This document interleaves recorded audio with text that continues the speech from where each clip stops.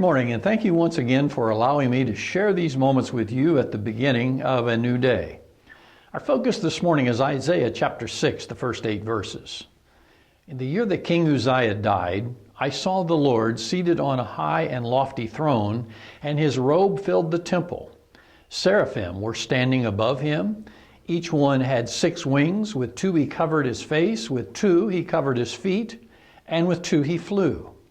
And one called to another, Holy, holy, holy is the Lord of hosts. His glory fills the whole earth. The foundations of the doorways shook at the sound of their voices, and the temple was filled with smoke. And then I said, Woe is me, for I am ruined, because I am a man of unclean lips, and live among a people of unclean lips, and because my eyes have seen the King, the Lord of hosts. Then one of the seraphim flew to me, and in his hand was a glowing coal that he had taken from the altar with tongs. He touched my mouth with it and said, Now that this has touched your lips, your wickedness is removed and your sin is atoned for.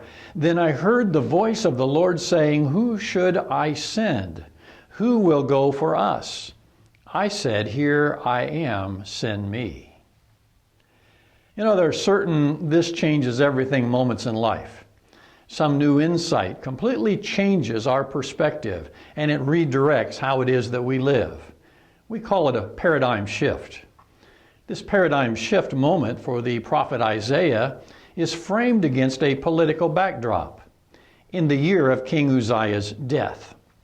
We might frame it today by saying something like, in the same year as the events of September 11, or in the year of the global pandemic.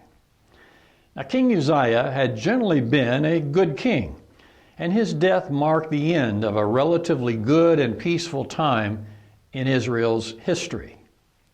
Up against that backdrop, Isaiah said, I saw the Lord. How is it even possible to make such a statement, much less to begin to describe the magnificent scene? The temple in which this event takes place, we are told, is shaken, and there's much smoke. Angelic beings are present, and they're declaring, Holy, holy, holy is the Lord of hosts. The whole earth is full of his glory. In the presence of Almighty Yahweh, Isaiah is keenly aware of his own imperfections, and he loudly laments his sinful condition amidst the overpowering presence of Almighty Holy Creator Father. In God's great mercy, he directs an act of forgiveness that cleanses Isaiah much to his great relief. And then comes a call from none other than the God of the universe asking who might be sent to the important work that he has, of which Isaiah gladly volunteers by stating, Here I am, send me. Now, this powerful narrative applies to each of us. Our Father calls us to experience his presence and to be aware of his majesty, his power, his holiness. And as we do so, we become increasingly aware of our own sin and imperfection. It becomes abundantly clear that he is God and that we are not. But this ought not to leave us in a state of despair, because he's provided a way to make us clean. For our sake, he made him to be sin who knew no sin, so that in him we might become the righteousness of God. 2 Corinthians 5:21.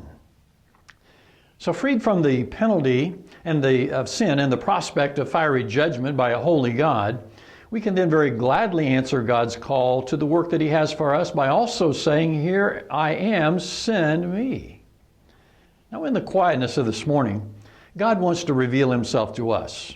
And as we better see and experience him and his grace and his mercy and his forgiveness, we have the great opportunity to respond to his call and to be of service to him today. And why not take a few moments now and ask him just how he might use you for his glory and his honor? I thank you for allowing me to share these moments with you this morning.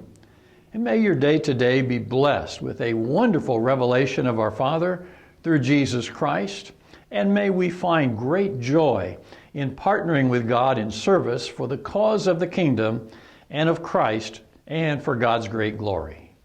Until next time, thank you.